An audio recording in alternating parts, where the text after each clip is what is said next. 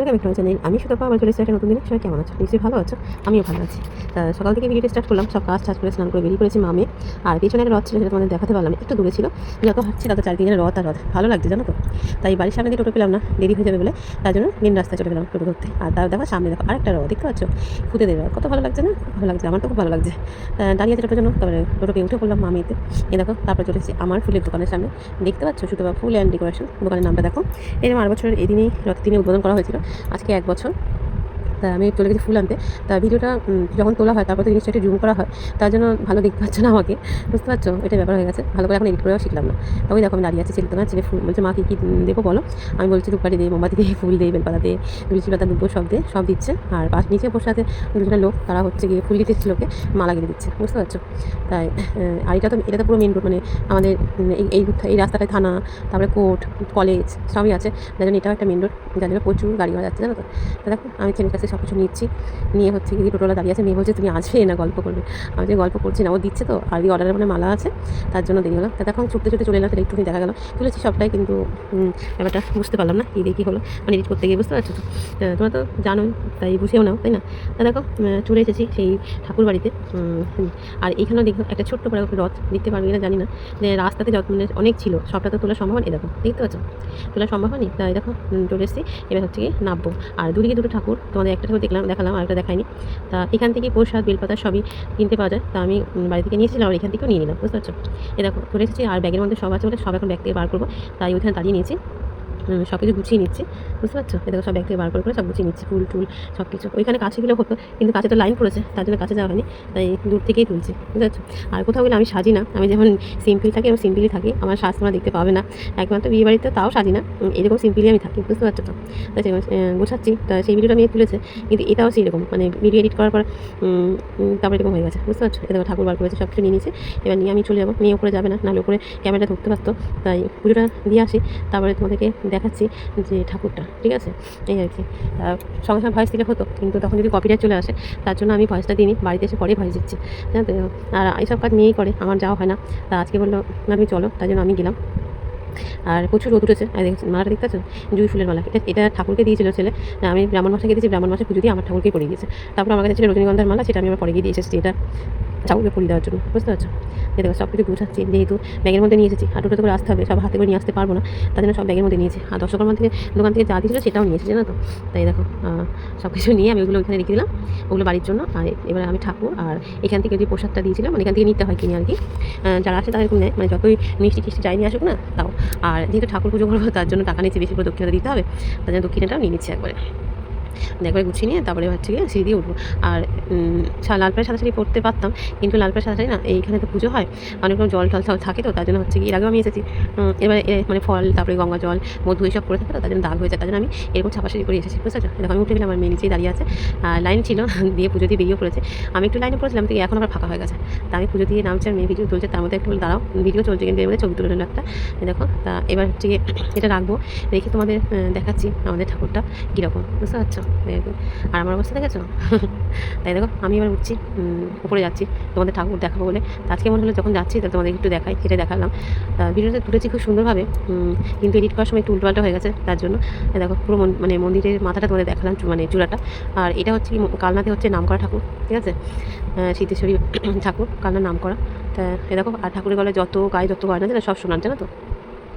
আর 12 মাসই পুজো হয়, কোনো দিন পুজো বন্ধ থাকে না, 12 মাস 365 দিনই পুজো হয়। এমনকি হঠাৎকারই এখানে বিয়েও হয়, যদি হয়তো কীরকম এমার্জেন্সি দরকার থাকে না, এখন বিয়ে করে না, তো এখানে আজকেও আমি দেখেছিলাম, আমিও দেখেছি, সবাই এরকম বসে আছে, ছেলে বাড়ি মেয়ে বাড়ির লোক, বুঝতে পারছো? ঠাকুরের মুখটা দেখতে হলে কত সুন্দর। এবার তোমাদের একটুখানি মন্দিরটা ঘুরে দেখাই, একটুখানি ঠাকুরের বাড়িতে ঘুরতে গেলেই দেখা যায় একটা তুলসী মন্দির, জানো তো, ওইখানে ধূপ দ্বীপ সব দেয়। তা আজকে দেখলাম ধূপ টুপ দেওয়ার জায়গা নেই, হয়তো কোনো ব্যাপার আছে তার জন্য।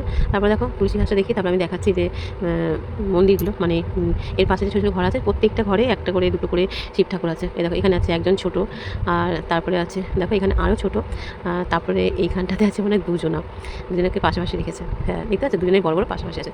এরকম অনেকগুলো মন্দির আছে, যখন শিব পুজো হয় তখন এরকম এসে সবাই জল ঢালে, তার জন্য এখানে ভিড়টা একটু কম হয়, বুঝতে পারছো? আর 108টা মন্দির যেখানে আছে সেখানেও এরকম শিব ঠাকুর আছে 108খানা, তারপরে এমনিও বলে বুড়ো শিব সেও আছে, বুঝলে? এবার দেখো ওইটা দিয়ে করে আমি এবার দিকটা উল্টো দিকতে নামছি। আর এখানে দেখো বলি হয়, যে বলির জায়গাটা, এখানে ধূপদীপ দেয়। আর কত ভিড় দেখতে পাচ্ছ, অনেক লোক এসেছে, অনেক ভিড়। আর এই যে বসে আছে না এনারা হচ্ছে বিয়ে দেবে বলে সব কিছু কেনাকাটা করতে গেছে। আমি যখন বেরোবো তখন দেখছি এই যে ছেলেটা বলছে এগুলো কি আমাদের, আমি যেগুলো রেখেছি। এবার বলছে না এবার দেখো আমি কোনো ছড়ি ছিটি রেখেছি। এবার হচ্ছে সব গুটি গাটি নিয়ে বেরিয়ে পড়লাম। আর এই যে হচ্ছে মন্দিরের গেট, মানে বাইরে বেরোনো ঘরে ঢোকা। আর পুজো হয়ে যাওয়ার পর আবার ওই মন্দির ওখানে যেতে হয়, যে প্রসাদটা ওরা হচ্ছে কি প্যাক করে দেয়, বুঝতে পারছো? ওই জন্য আবার ওই দোকানে গেছি। আর এমনকি পয়সাটাও দেওয়া হয়নি, ওদের খুচরো ছিল না, বলে খুচরো করে দিতে, তাই জন্য খুচরো করে দিচ্ছে। আর দেখো পাশে আরেকটা রথ দেখতে পাচ্ছ, ছোটো রথ। এত রথ দেখে আর তারপরে আর বড় রথ দেখতে যাওয়া হয়নি, বুঝতে পারছি? এই করে কেটে গেল। তা দেখো হয়ে গেছে। এদিকে আমি পয়সাও দিয়ে দিচ্ছি, এমনকি প্রসাদটা প্যাক করে দিচ্ছি, সেই প্রসাদটা আমি নিয়ে নিয়েছি। এই দেখো এবার আর কি চটি পরবো, যদি চটি খুলে রাখতে হয় বাইরে, চটি পরবো, তারপরে বেরোবো। তা কী বক করছি জানি না, এরকম কিছু ভয়েস দিয়ে করলে বেশি ভালো হয়। তা ভয়েস দিয়ে করতে পারিনি, পরে ভয়েস দিয়েছি, তার জন্য আবার দিতে হচ্ছে, বুঝতে পারছি? এখানেও আমাকে মেয়ে তুলেছে, কিন্তু কী হলো মানে এডিট করার সময় তাদের হচ্ছে সব উল্টো হয়ে গেল, তাই দেখা যাচ্ছে না, বুঝতে পারছো? এবার ওইখান থেকে বেরিয়ে একটু হাঁটলাম, একটু এগিয়ে গিয়ে একটু খাবার নিয়ে নিয়েছি, তারপর আর একটু এগিয়ে গেলাম, যেহেতু আজকে রথে তো গাছ কিনতে হয়, মানে গাছ লাগাতে হয়, তার জন্য। তাই এখানে কী গাছ নেবো তারপরে দেখো একটা মানি প্ল্যান্ট গাছ বললাম, ওটাই নিচ্ছি।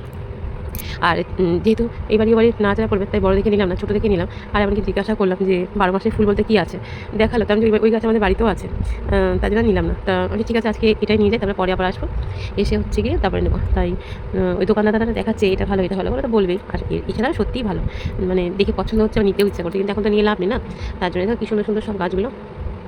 আর এই ছোটো পড়া মানি প্ল্যান্টের গাছ কত নিয়েছে বলো তো? 30 টাকা নিয়েছে, খারাপ না।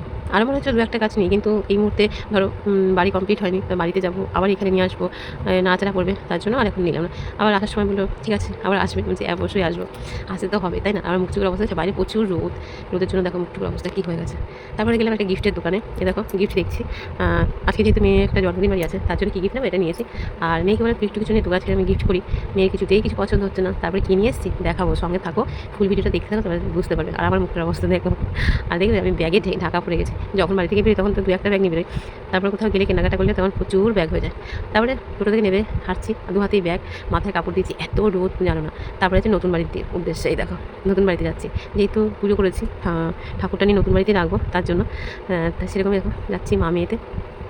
আর এত গরম লাগছিলো না, প্রচুর গরম লাগছিলো না। তো বাড়ি থেকে আমি যখনই বেরোই জল নিয়ে বেরোই, আজকেও জল নিয়ে বেরিয়েছিলাম। এই দেখো চলে এসেছি আমার ঘরে। আর ঘরে হচ্ছে কি পুট্টি করা হয়েছে, সবটা করা হয়নি, কিছু জায়গায় বাকি আছে, সেগুলো করবে।